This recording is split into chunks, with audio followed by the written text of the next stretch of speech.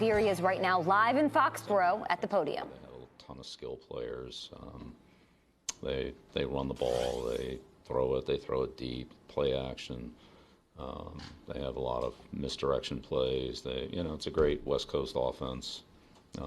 Which we know the elements of that, but again, this is very unique with their players, and so kind of where they were with Sproles, and I've obviously moved off of that, and so things like that, the quarterback situation. But whatever it is, they've continued to be very productive and very disruptive on defense, and so it's just a process. We're going through it. We're not there yet by any means. Bill, in the Super Bowls in the past, you guys haven't scored in the first quarter. Thanks, Mike. Yeah. Sorry to remind you. Yeah. But how? And all the negative stuff in the Super Bowls we need to be aware of too. How much do you look at that history and this week and say, do something? We try to score in every game. I know that's probably hard to understand, but we try to go out and score and keep the other team from scoring. That's our goal every game. And would you put in any extra time or change anything just to highlight that to the team and the importance of that this week? What's important is what happens this week against the Eagles. So we're going to try to score. We're going to try to keep them from scoring.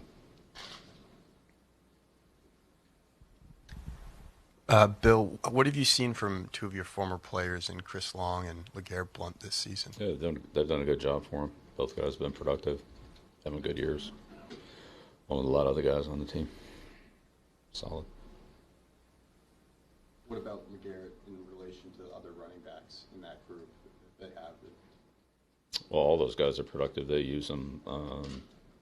They're all different, and they're all very productive.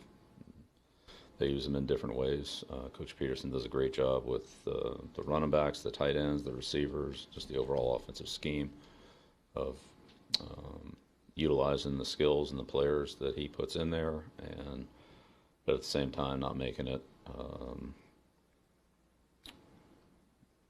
He does what they do well, but not in such a way that there's an overriding tendency where kind of the defense knows exactly what it is. He does a great job of balancing those things off and making it hard to. He gets a lot out of the players without you kind of knowing exactly what it is until usually it's too late. So, but they use a lot of players on offense, and they're all productive. The backs, the tight ends, and the receivers. Bill, just wondering about the Eagles front four. And what makes them such a unique group? Is it the depth of that group? Yeah, it's a lot more than four. I wish it was just four. Yeah, it's about 8, 9. Again, it's a very disruptive group. They're hard to run against, hard to throw against. Again, they're well coached, very instinctive. Screens and plays like that you think will be.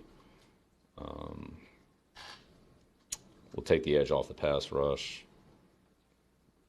Don't look as good as you think that when you run them, they don't look as good as what you think they're going to look like. Draw screens, things like that. Play action. A lot of times they blow those plays up too. So they do a good job. They got a lot of good players.